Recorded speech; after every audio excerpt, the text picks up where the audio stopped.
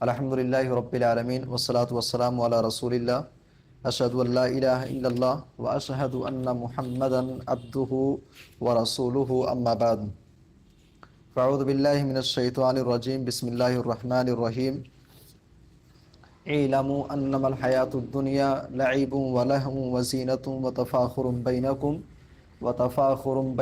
وتکاثر فی الاموال والاولاد كمثل غيث أعجب الكفار نباته ثم يهيج فتراه مصفرا ثم يكون حطاما وفي الآخرة عذاب شديد ومغفرة من الله ورضوان وما الحياة الدنيا إلا متاع الغرور۔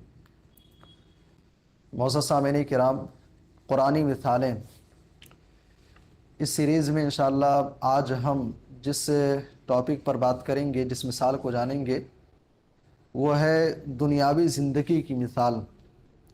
قرآن کریم کے اندر سورۃ الحدید آیت نمبر 20 میں اللہ تبارک و تعالیٰ نے ہماری اور آپ کی دنیا کی زندگی کی مثال بیان کیا ہے۔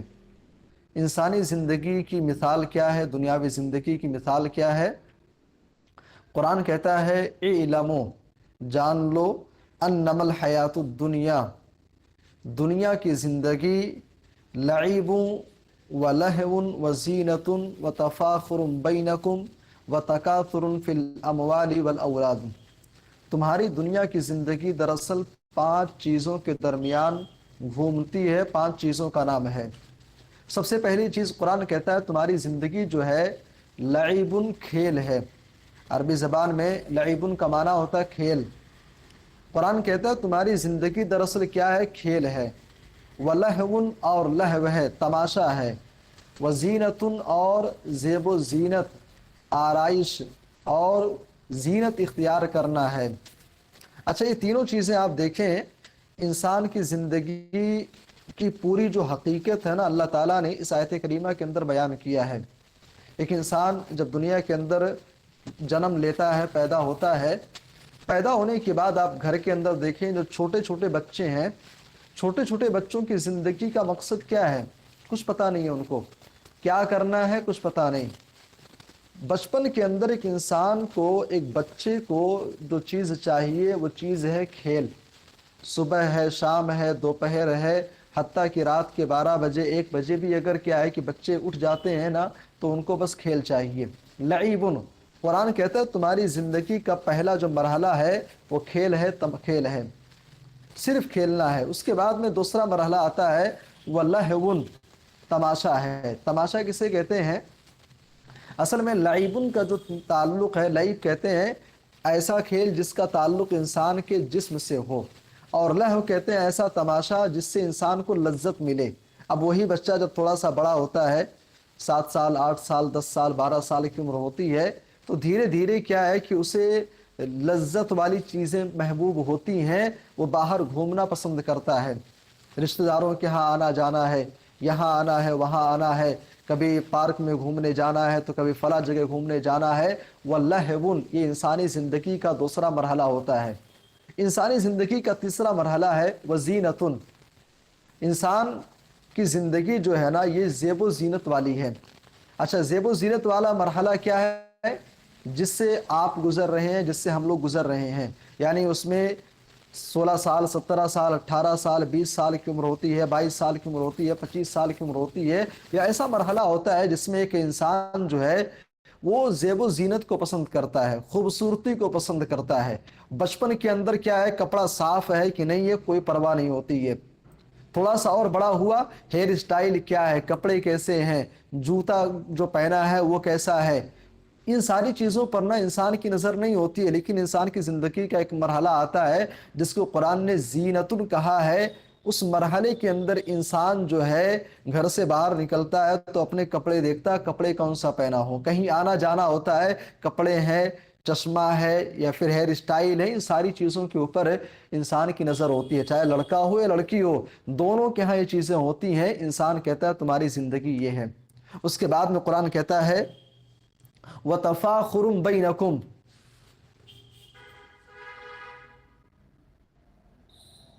اور تمہاری زندگی جو ہے یہ آپس میں ایک دوسرے کے اوپر فخر جتانا ہے۔ فخر جتانا ہے یعنی ایک انسان کیا ہے کہ جب شادی کے مرحلے سے گزرتا ہے، شادی کے مرحلے سے گزرنے کے بعد میں پھر یہ ہوتا ہے کہ دھیرے دھیرے بزنس میں، کاروبار میں انسان اترتا ہے یا پھر نوکری کر رہا ہوتا ہے، تو ایسے موقع پر کیا ہوتا ہے، پیسے کمانا ہے، دنیا بنانا ہے، مال و دولت ہے، یہ ساری چیزوں کے اوپر انسان کی نظر ہوتی ہے، اور ان کے ذریعے سے انسان جو ہے آپس میں ایک دوسرے کے اوپر فخر جتاتا ہے کہ دیکھو میرے پاس اتنے مکان ہیں، اتنی دکانیں ہیں، یہ بزنس ہے، یہ کاروبار ہے۔ اس کے بعد قرآن کہتا ہے ایک مرحلہ آتا ہے وَتَكَاثُرٌ فِي الْأَمْوَالِ وَالْأَوْلَادِ، اور ایک ٹائم آتا ہے جس میں انسان جو ہے مال و اولاد کی کثرت کے اوپر انسان فخر جتاتا ہے۔ یعنی ایک انسان کیا ہے، 40 سال پلس ہو گیا ہے، 50 سال پلس ہو گیا ہے، ابھی اس کے بیٹے کے بیٹے ہو گئے ہیں،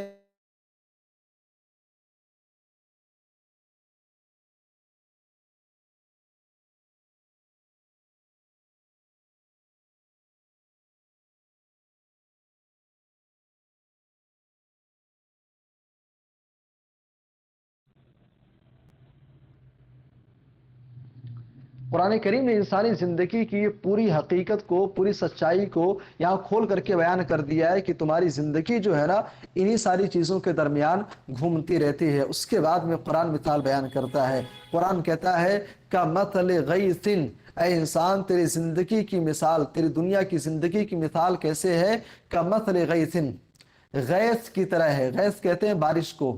تمہاری دنیا کی زندگی کی جو مثال ہے نا یہ بارش کی طرح ہے۔ اعجب الکفار نباتہ، بارش آسمان سے نازل ہوتی ہے، اور جب نازل ہوتی ہے تو کفار اس سے بڑے خوش ہوتے ہیں۔ کفار جو ہے بڑے خوش ہوتے ہیں۔ کفار کسے کہتے ہیں؟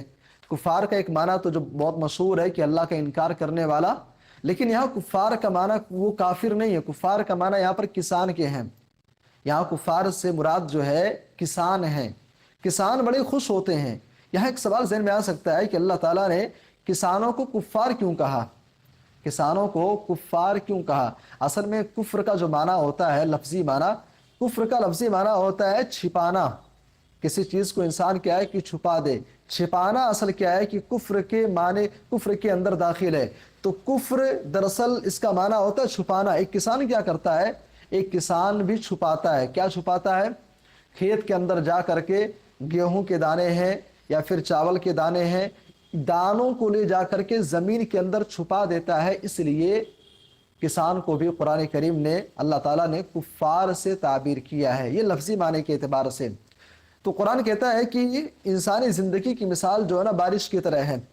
اعجب الکفار نباتہ، جب بارش نازل ہوتی ہے اور کسان نے جس زمین کے اندر بیج ڈالا ہے، جب بارش وہاں پر پڑتی ہے تو کسان بڑا خوش ہوتا ہے، کسان کو بڑی خوشی ملتی ہے۔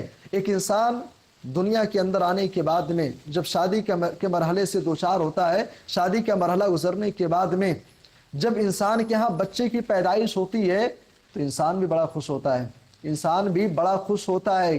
اسی طریقے سے جس طریقے سے کسان زمین کے اندر اناج ڈالتا ہے، بیج ڈالتا ہے، وہاں سے بارش نازل ہونے کے بعد جب پودے نکلتے ہیں تو جیسے کسان کو خوشی ملتی ہے، ایسے ہی انسان کے ہاں بچے کی پیدائش ہوتی ہے تو انسان بھی خوش ہوتا ہے، انسان کو بھی خوشی ملتی ہے۔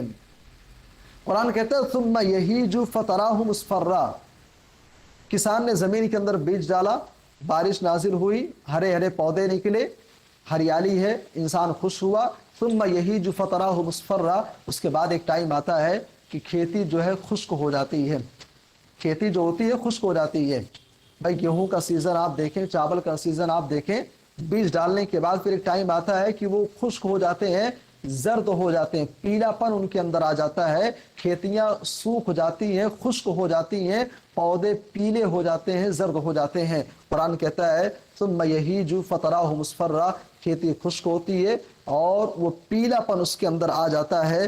ثم یکون حطاما، اس کے بعد میں پھر کھیتی کو کاٹ دیا جاتا ہے، اس کے ٹکڑے ٹکڑے کر دیے جاتے ہیں، اسے توڑ دیا جاتا ہے، اور توڑنے کے بعد میں جو پیداوار ہوتی ہے واپس پھر وہ کسان کے گھر کے اندر لوٹ کر کے چلی جاتی ہے۔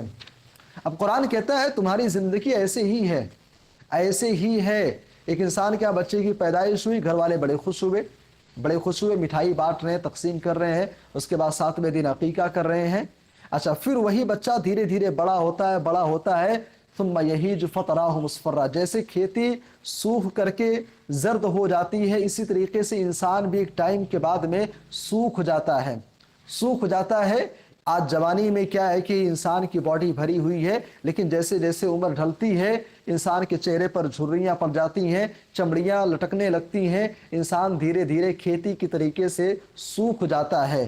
ثم یکون حطاما، پھر جیسے کھیتی کو کاٹ دیا جاتا ہے اسی طریقے سے ایک ٹائم آتا ہے، ملک الموت کا بلاوا آتا ہے، انسان کی موت کا سمے آتا ہے، اور جس طرح کھیتی کو کاٹا جاتا ہے انسان کی روح بھی قبض کر لی جاتی ہے، انسان کی روح بھی نکال لی جاتی ہے، اور اس کے بعد میں انسان جو ہے اپنے حقیقی منزل کی طرف روانہ ہوتا ہے۔ قبر کے اندر لے جا کر کے اسے گھر کے اندر لٹا دیا جاتا ہے، جو اس کے آخرت کی منازل میں سے پہلا مرحلہ ہے، پہلی منزل ہوتی ہے، وہاں اسے لٹا دیا جاتا ہے۔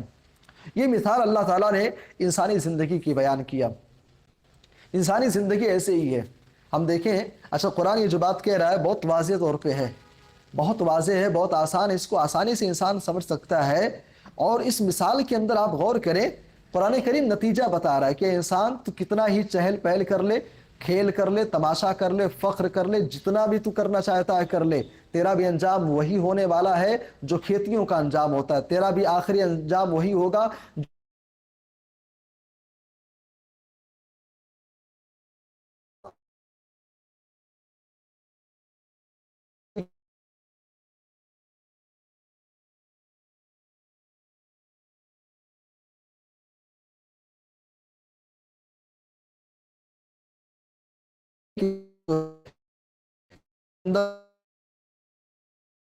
ڈالتا ہے تو کیا مطلب ہے وہ دانے ہمیشہ کھیت کے اندر پڑے رہتے ہیں؟ نہیں، یہ مثال ہمیں یہ بھی یاد دلاتی ہے کہ اے انسان تو دائمی نہیں ہے، تیری زندگی دائمی نہیں ہے، تو ہمیشہ کے لیے یہاں نہیں آیا ہے، ایک سمے گزارنے کے بعد تجھے واپس اپنے مالک حقیقی کے پاس لوٹ کر کے جانا ہے، تجھے لوٹنا ہوگا۔ اس کے بعد میں قرآن کریم کہتا ہے وَفِي الْآخِرَةِ عَذَابٌ شَدِيدٌ وَمَغْفِرَةٌ مِّنَ اللَّهِ وَرِضْوَانٌ۔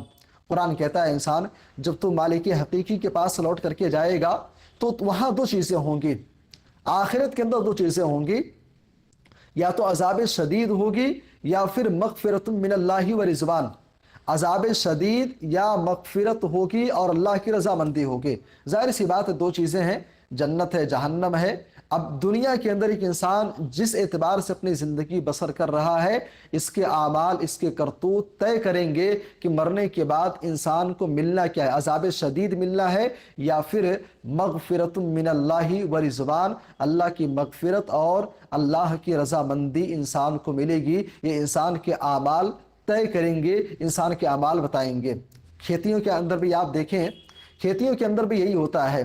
کھیتیوں کے اندر آپ دیکھیں جب پیداوار ہوتی ہے، اگر پیداوار اچھی ہوئی ہے، فصلیں اچھی ہیں، ٹھیک ٹھاک ہیں، تو ہوتا کیا ہے، کسان لے جاتا ہے، بڑے سنبھال کر کے کسان اپنے گھر کے اندر رکھتا ہے اور پورے سال اس کو یوز کرتا ہے، اس کا اچھا استعمال ہوتا ہے۔ لیکن اگر کیا ہے کہ پیداوار اچھی نہ ہو، دانے ہی نہ پڑے بالیوں کے اندر، پھر کیا ہوگا، اس کو کچڑے کے اندر ڈال دیا جائے گا۔ انسان اس کو سمیٹ کر کے گھر میں نہیں رکھتا، اگر پیداوار نہ ہو، بالیاں تو آئی تھی لیکن اس کے اندر دانے نہیں ہیں، تو انسان اس کو کچڑا سمجھتا ہے اور اسے لے جا کر کے کچڑے کے اندر ڈال دیتا ہے۔ یہی حال انسان کا بھی ہوگا۔ اگر انسان کے اعمال اچھے رہے اور انسان نے نیکیاں جمع کی، اچھے کام کیے، تو آخرت کے اندر کیا ہے، مغفرت من اللہ و رضوان، اللہ کی مغفرت ملے گی، اللہ کی رضامندی ملے گی، جس کا لازمی نتیجہ ہوگا جنت کے اندر داخل ہونا۔ اور اگر انسان کچڑے کی مانند اعمال لے کر کے جائے گا تو انجام کیا ہوگا، عذاب شدید، اللہ تعالیٰ کی جانب سے عذاب شدید سے انسان کو دوچار کیا جائے گا، انسان جس کا لازمی نتیجہ جہنم کے اندر انسان کا مقدر ہوگا۔ اس کے بعد قرآن خلاصے کے طور پہ ایک پیغام دے رہا ہے وَمَا الْحَيَاةُ الدُّنْيَا إِلَّا مَتَاعُ الْغُرُورِ۔ اس مثال کے اخیر میں اللہ تعالیٰ نے ایک بات کہہ دی، اے انسان دنیا کی زندگی کیا ہے، یہ متاع غرور ہے۔ دنیا کی زندگی متاع غرور ہے، متاع غرور یعنی دھوکے کا سامان۔